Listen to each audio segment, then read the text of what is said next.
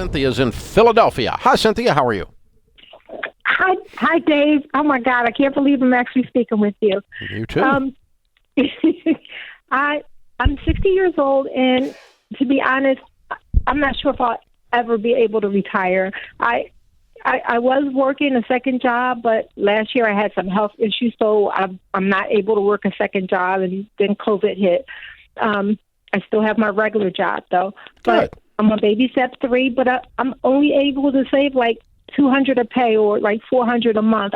And it's going to take me until next year, end of next year, just to save my emergency fund, which should be about $9,300. I just don't know what else to do, and I'm doing the budget. I just don't know what else to do. What do you make? I make $7,600. I bring home like $1,900 a pay. I live in Philadelphia, so they take out the municipality taxes. I'm sorry. Well You make $76,000 a year? $7,600 a month? No, $1,900. What was the 76? That's a year. $76,000 a year, but it's $1,900 a paycheck, which is what, $3,800 a month. I have a mortgage. Yeah, that's like way off. That's only that's $46,000 a year.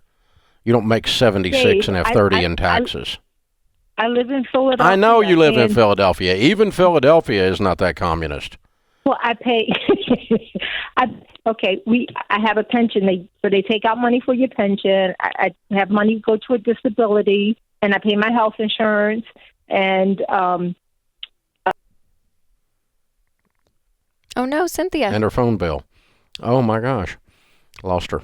Oh no. Okay. Well, keep going though. Right, well, if other people listening that are 60. Well, 76, $4,000 a month, 1,900 times 2, is $48 a year. Okay, and $48 a year is not take-home pay from a $76,000 gross, unless she's. Good. You got her back. That was quick. Good. Are you there, Cynthia? Cynthia. Pick her up again. Oh, we'll just keep working on this till we get it. Hey, are you there? I'm here. Okay, your call dropped out. Sorry. Okay, so anyway, we need to really dig into this take-home pay because how much is your health insurance? It's like $20 a pay. Okay, how much is your pension deduction? How much are they taking out for the pension? It's like $170, $173. Okay, I haven't found it yet. I need something that's over 1,000. Okay. I'm telling you. All right, work with me here. Let me give you a couple numbers, okay? Your take-home pay is under $48,000. Your pay is $76,000. That means we have $30,000 missing. $2,500 a month, $2,500 a month. So far, you gave me about $300 worth of stuff. But I still can't find the $2,000. But taxes, Cynthia, is what you're saying. $76,000. Are you getting a huge tax refund? No, last year it was like $900. Okay, not it either. Your federal income taxes aren't that high. Philadelphia does have some weird taxes, but they should not amount to 30% of your income. As a matter of fact, I know they don't, okay? And so I tell you what, I'm going to have you get with one of our financial coaches that have been through the training because the numbers aren't adding up and you really need to get to the bottom of them. You need to find out where your money's going. And I can't find it. I haven't found it in this conversation yet. So you need to get to the bottom of that because someone that's making $76,000 should be able to save a lot more than $400 a month when you don't have any debt anymore. There ought to be wiggle room. So, Rachel, the ratio that we always use is 3 to 6 months of expenses. And so your expenses, taking her to $9,300, she said, was her ideal emergency fund. That's not that far off. But the point being, $9,300 as a percentage of your income, expenses are somewhat related to your income. Sure. Okay, I mean, and so if you have a goal of a $10,000 emergency fund and you make $76,000, you should be able to do that in 6 to 9 months, somewhere in there. Right. If you don't have any payments but a house payment, and that's where it shouldn't be $400. In other words, it'd be $1,000. and then you be there very quickly.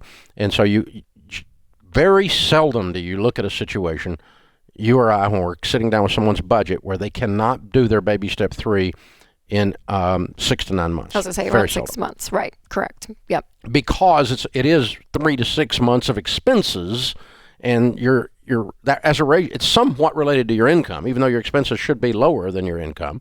It's not 3 to 6 months of your income. But it is related enough that it ends up being a short period of time. Yes, but for Cynthia, 60 years old, she doesn't think she'll be able to retire. She's having a tough time funding that baby step 3. And this is where we say you're still gazelle intense. Like, as you're paying off debt, you have that mentality of sacrifice and extra jobs, doing it all. That goes in and bleeds into baby step 3. Yep. And so even though I know she said COVID took away that second job, but any other income you can bring in just to beef this up, walking alongside, figuring out where the money's going. But let's pretend that we found 1,500 of the missing 2,500 a minute ago. We get into it and we find that. That's $18,000 a year. Okay? That finishes her emergency fund in 6 months. Ta-da. Mm-hmm. Almost like I'd done this before. And then you start saving $1,500 a month, $18,000 a year. You're not going to retire broke. If you work 7 more years, that's going to be $150,000 to $200,000 plus growth. So, you're going to be okay, but you've got to find the missing money. That's what causes you. The point of getting out of debt is not to be out of debt. It is. But the big point about being out of debt is then you use what you used to pay the stupid bank, so you become rich, or wealthy, or more secure, or more generous, or all of the above.